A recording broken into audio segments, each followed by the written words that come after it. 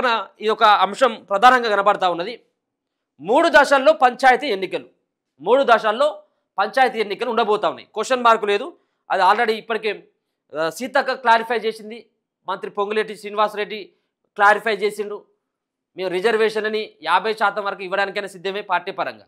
నువ్వు పార్టీ పరంగా గుర్తులు లేనటువంటి ఎన్నికలు జరిగేది సర్పంచ్ ఎన్నికలు అంటే నువ్వు ఎట్లా ఇస్తావు, ఏమని ఇస్తావు అంటే గతంలో 27% ఏదైతే బీసీలకు లభించిందో రిజర్వేషన్స్, అదే రిజర్వేషన్ ప్రకారం మళ్ళీ వెళ్ళబోతా ఉంది రాష్ట్ర సర్కార్ అని తెలుస్తూ ఉన్నది.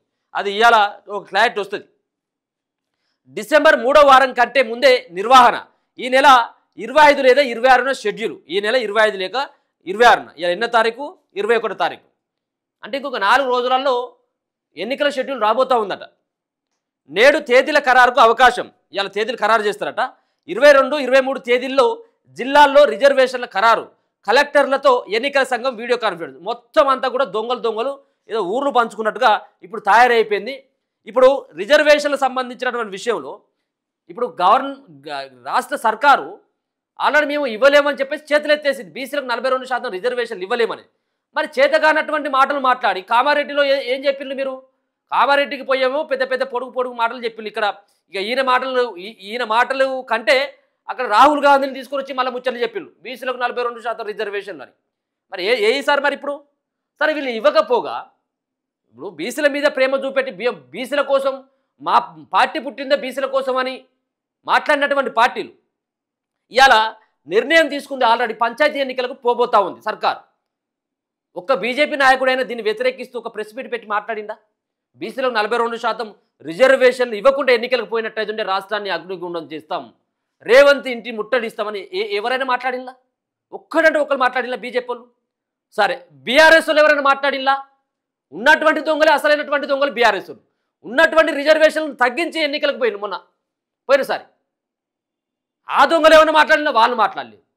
ఇక రేవంత్ రెడ్డి ప్రభుత్వంలో ఉన్నటువంటి బీసీలైనటువంటి మంత్రులు కావచ్చు, బీసీలైనటువంటి ఎమ్మెల్యేలు ఏమైనా నోరెత్తిల్లా అంటే నోరుకి వాళ్ళు కుట్లేసుకున్నట్టుగా కనబడతా ఉన్నది. ఒకవేళ కనుక కీమన్నట్టయితే పదవి పోతుంది కదా. సో అట్లా వాళ్ళు కిమ్మనకుంటే ఉంటున్నట్టుగా కనబడతా ఉన్నది. ఒక్కడంటే ఒక్కడు మాట్లాడలా. ఇంకా వారం లోపట్ల ఎన్నికల షెడ్యూల్ రాబోతా ఉన్నదట, ఏ స్థానిక సంస్థల ఎన్నికలు. మరి పార్టీ పరంగా ఎట్లిస్తామని చెప్పేసి ఒకరిద్దరు బీసీ సంఘాలకు సంబంధించిన నేతలు మాట్లాడుతూ ఉన్నారు తప్పించి పార్టీలో ఉన్నటువంటి ఏ ఒక్కడు మాట్లాడట్లా. అంటే వీళ్ళందరూ కూడా బీసీలకి ద్రోహులు అని చెప్పేసి మనం ఖచ్చితంగా చెప్పాల్సినటువంటి అవసరం ఉన్నది. అమ్మా ఇన్ని రోజులేమో 9th షెడ్యూల్లో పెట్టలేదు బీజేపీ అనేదేమో కాంగ్రెస్ వాళ్ళు ధర్నాలు చేస్తారు, కాంగ్రెస్ వాళ్ళు అన్యాయం చేసిందని చెప్పేసి బీజేపీ వాళ్ళు మాట్లాడతారు. మరి ఇప్పుడు ఇదంతా కూడా తెర మీదకి వచ్చి రేప మాపో ఎన్నికలంటే ఏ ఒక్కరు కూడా మాట్లాడట్లే. తెలంగాణలో గ్రామ పంచాయతీ ఎన్నికలకు డిసెంబర్ 3వ వారం కంటే ముందే నిర్వహించాలని రాష్ట్ర ఎన్నికల సంఘం ఈసీ సూత్రప్రాయంగా నిర్ణయించింది. దీనికి అనుగుణంగా ఈ నెల 25 లేదా 26వ తేదీల్లో షెడ్యూల్ ప్రకటించేందుకు సన్నద్ధమవుతుంది. దీనిపై ప్రభుత్వం శుక్రవారం తుది నిర్ణయం తీసుకోనుంది. రాష్ట్రంలో గ్రామ పంచాయతీ ఎన్నికలు నిర్వహించాలని నిర్ణయించిన ప్రభుత్వం ఈ మేరకు ఎన్నికల సంఘానికి ఆదేశాలు ఇవ్వగా ఈ మేరకు ఈసీ ప్రతిపాదనలు సిద్ధం చేసింది. డిసెంబర్ 10, 13, 16 తేదీల్లో లేదంటే 11, 14, 17 తేదీల్లో పోలింగ్ కోసం 2 ప్రతిపాదనలు ఇచ్చింది. స్థానిక ఎన్నికల నిర్వహణపై ఈ నెల 24న హైకోర్టులో విచారణ జరగనుంది. 50% రిజర్వేషన్లతో ఎన్నికలకు అనుమతిస్తే ఈ మేరకు ప్రతిపాదనలు సిద్ధం చేసి రాష్ట్ర ప్రభుత్వానికి నివేదిస్తుంది. ఈ నెల 25న జరగనున్న మంత్రిమండలి సమావేశంలో దీనిని ఆమోదం చెప్తారు. ఇక ఏది మంత్రిమండలి సమావేశం ఉంది కదా, క్యాబినెట్ భేటీ 25వ తేదీన భేటీ ఉంది. ఆ క్యాబినెట్ భేటీలో అఫీషియల్గా ప్రకటిస్తారు. అంటే ఇంకొక 4 రోజులే ఉన్నది. ఈ 4 రోజులలో రిజర్వేషన్లకు సంబంధించినటువంటి అంశంతో పాటు పార్టీ పరంగా మేము రిజర్వేషన్లు ఇస్తున్నామని చెప్తారు అన్నట్టు. దీంట్లో డిసెంబర్ 10, 13, 16 లేదంటే 11, 14, 17 ఏదేమైనప్పటికీ కూడా 2 డేట్లు కనబడతా ఉన్నాయి. 10వ తారీఖు నుంచి 17వ తారీఖు వరకు ఈ యొక్క 3వ వారం లోపట్లే ఫినిష్ చేయాలి గ్రామ పంచాయతీ ఎన్నికలు అనేది అది ప్రభుత్వం భావిస్తుంది. రిజర్వేషన్లు 50%, ఎస్సీ ఎస్టీలకు 2011 జనాభా ప్రతిపాదిక, బీసీలకు 2024 కులగణన సర్వే ప్రామాణికం. రాష్ట్ర ఎన్నికల సంఘం మార్గదర్శకాలు ఇచ్చింది. ఇక మరి ఎట్లా ఇస్తారు బీసీలకు రిజర్వేషన్లు? ఎట్లా గతంలో ఎస్సీ ఎస్టీల కంటే వాళ్ళ పావుషర్ వాళ్ళకు పెద్ద ఇబ్బంది ఏమి లేదు, వాళ్ళకి రావాల్సింది, వాళ్ళకి ఇంకా పెరగాల్సింది కూడా ఉన్నది. ఎందుకంటే జనాభా పెరిగింది కాబట్టి వాళ్ళకు కూడా రిజర్వేషన్లు పెరగాలి. కానీ ఇక్కడ బీసీల నోట్ల మాత్రం ఖచ్చితంగా మన్ను కొడతా ఉంది ఆయా రాష్ట్ర ప్రభుత్వాలు. అప్పుడు వాళ్ళు కొట్టిళ్ళు, ఇప్పుడు వీళ్ళు. రాష్ట్రంలో గ్రామ పంచాయతీ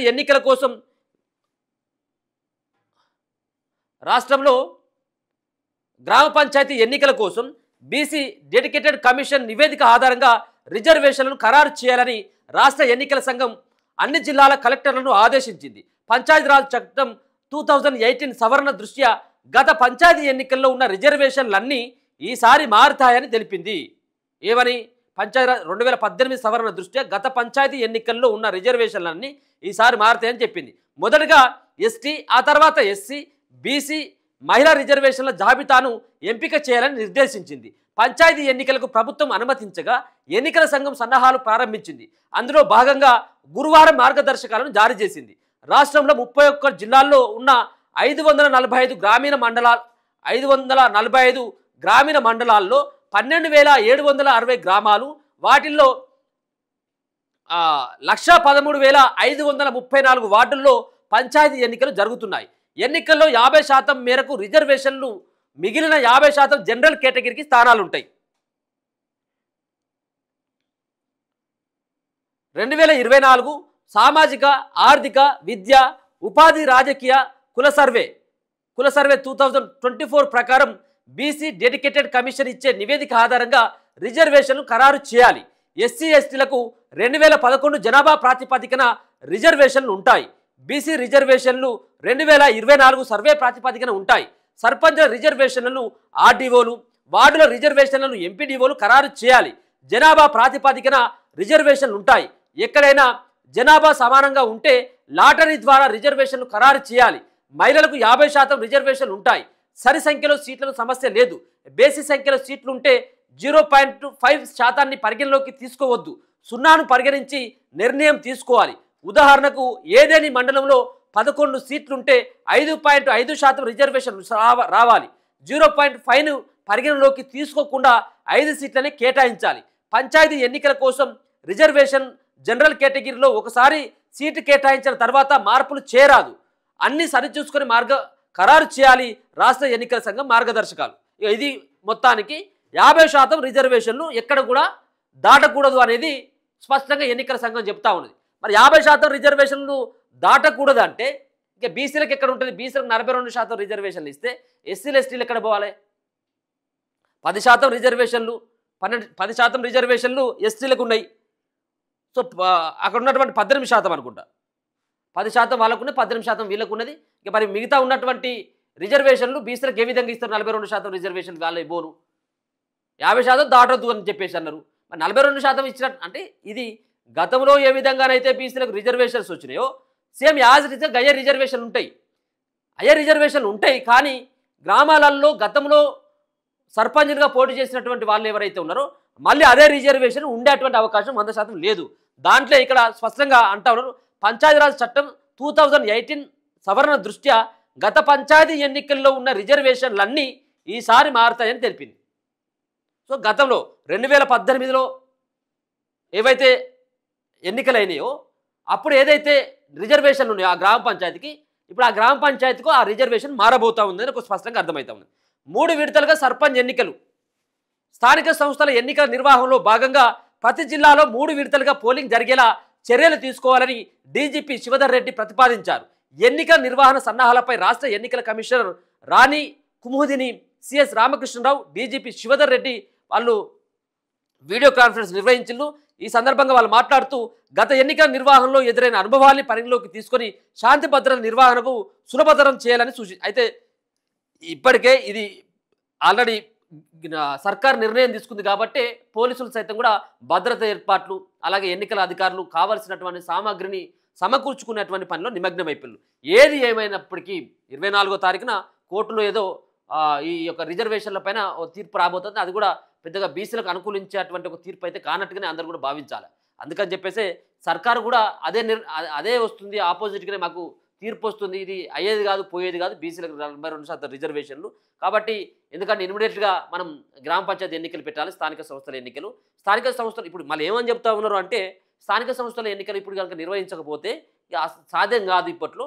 కాబట్టి కేంద్రం నుంచి వచ్చేటువంటి నిధులు ఏవైతే ఉన్నాయో 3,000 కోట్ల రూపాయలు అవి ఆగిపోతే ఆ 3,000 కోట్ల రూపాయలు వచ్చినట్టయితే గ్రామాల అభివృద్ధి అయితే అని మరి ఇన్ని రోజులు ఎందుకు మభ్య పెట్టింది సార్ మరి ఈ 3,000 కోట్ల రూపాయలు 3,000 కోట్ల రూపాయలు కేంద్రం నుంచి వచ్చేటువంటి నిధులు మరి ఇప్పుడే ఎందుకు గుర్తొచ్చింది అది ఇప్పుడు ఏంటంటే ఇప్పుడు దీన్ని అడ్డం పెట్టుకొని ఇప్పుడు బీసీల నోట్ల మన్ను కొట్టాలి ఇప్పుడు ఎవరైనా బీసీలు కనుక మళ్ళీ దీన్ని వాయిదా వేయాలని చెప్పేసి ఎవరైనా రోడ్డు మీదకి ఎక్కిన అనుకో మళ్ళీ ఏం చెప్పాలి వీళ్ళు 3,000 కోట్లు రాకుండా అడ్డుకున్నారు బీసీ సంఘాల నాయకులు బీసీలు అడ్డుకున్నారు బీసీ ఎమ్మెల్యేలు అడ్డుకున్నారు ఇది ఒక బదనాన్ని పెట్టేటువంటి ఒక ప్రయత్నం ప్రభుత్వం చేయబోతాం ఇది బీసీలు ఇప్పుడు తొక్కిన ఆరదీయడానికి ఆయా సంబంధించిన ప్రభుత్వాలు ఆయా సంబంధించినటువంటి నాయకుల యొక్క వాళ్ళని తొక్కిన ఆరదీసేందుకు ఒక మంచి అవకాశం ఇది ఒక మంచి అవకాశం ఇది అంటే బీసీలను ఏ విధంగా మోసం చేస్తూ ఉందో ప్రభుత్వం అలాగే బీసీల గురించి ఎవరెవరు మాట్లాడకుండా అన్ని పార్టీలు మాట్లాడట్లేదు ఎవరు బీసీల గురించి ఎవరైనా రోడ్డెక్కిಲ್ಲ ఇప్పుడు